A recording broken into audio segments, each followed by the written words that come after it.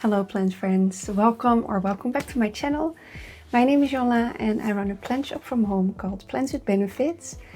Today's video is going to be a little bit different than my previous videos because in the Netherlands we celebrate Sinterklaas, which is kind of like Santa, and then also we celebrate Christmas. So we had to make a lot of wish lists for that, and that made me, think about a wish list for plants. Not just any plants, it's probably plants that I would love to sell in the web shop in 2026. Let's get into the video. The first plant that is on my private wish list for a very long time is the Euphorbia white ghost. It is a stunning variegated, is it a cacti or a succulent? I think it's a cacti. It's absolutely stunning. It is not very available in Netherlands, or I feel like in Europe not really a lot. I don't know if a lot of other people like it, but for me it can look so aesthetically pleasing. The Euphorbia white ghost comes from Africa and is thriving in a lot of light. So I would definitely recommend having a grow light on it. I would personally love to have one and then make beautiful pots around it. I would definitely do not want to grow it in the grow tent because I want it to be out there in the living room.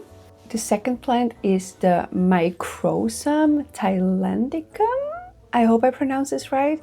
This fern is so beautiful. It's also called the blue oil fern, and I think it's very obvious why it's called like that.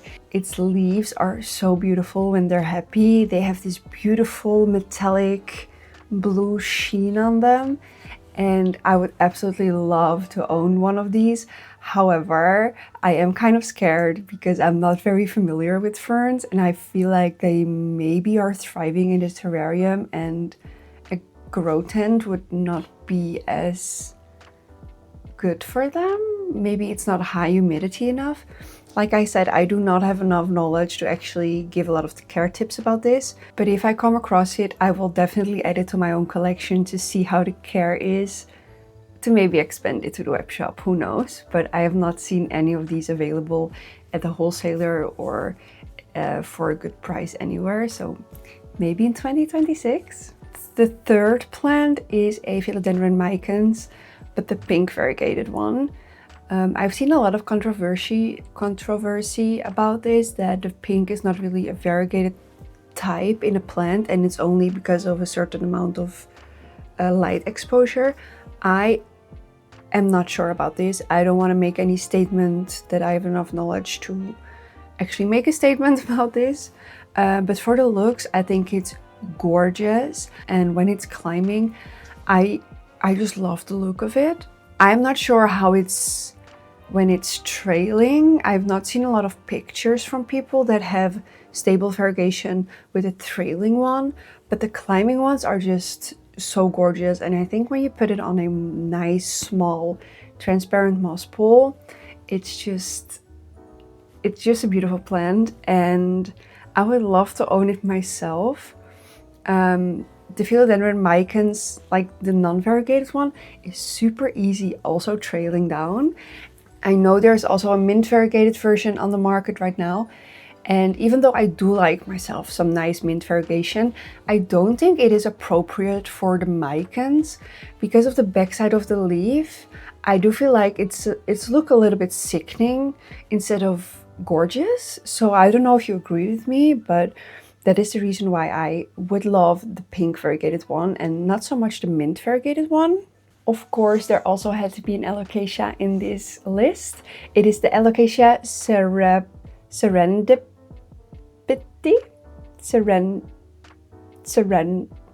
serendipity pink.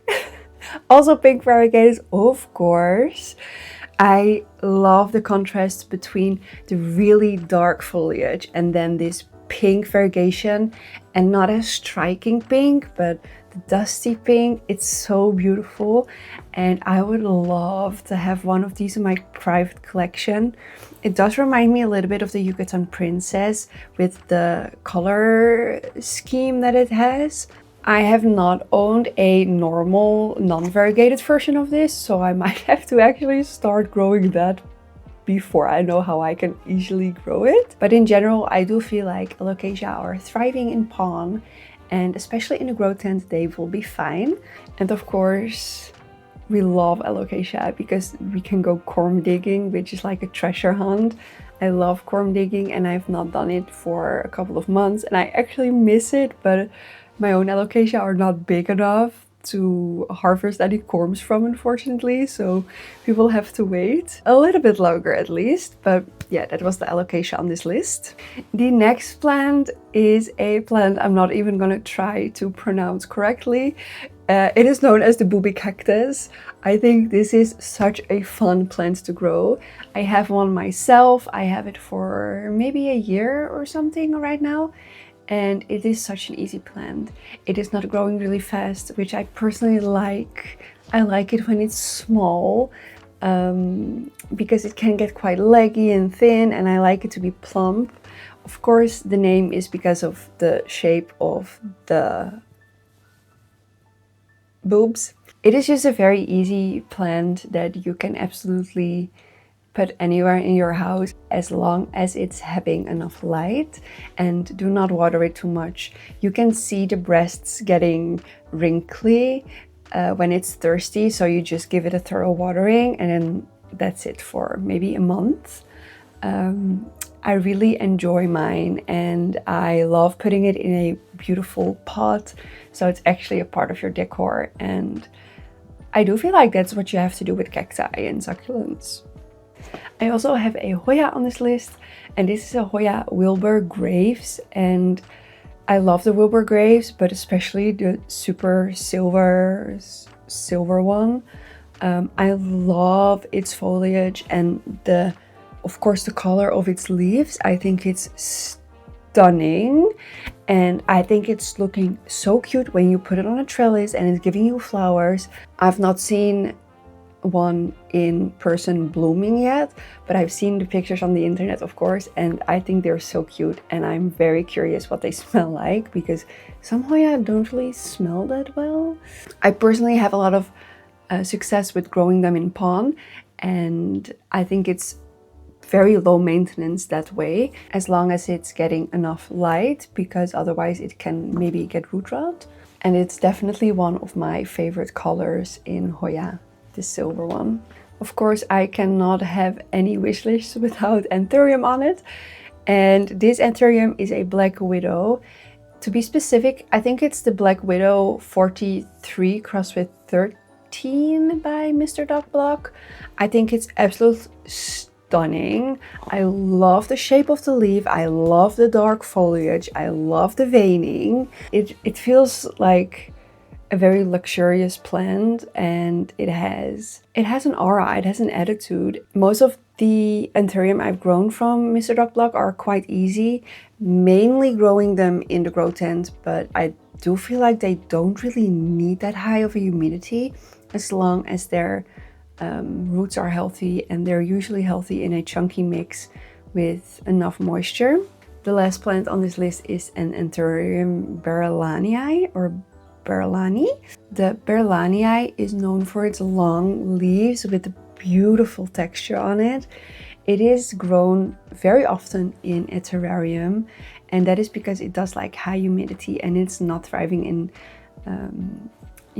ambient conditions at all. One of my friends gave me one of this plant because I have a grow tent. She does not have a grow tent and she was struggling growing it. So I am very curious to see if it's gonna be thriving in the grow tent, but I don't know, I've never taken care of it. So I do have one in my private collection right now, but we will see how it's developing.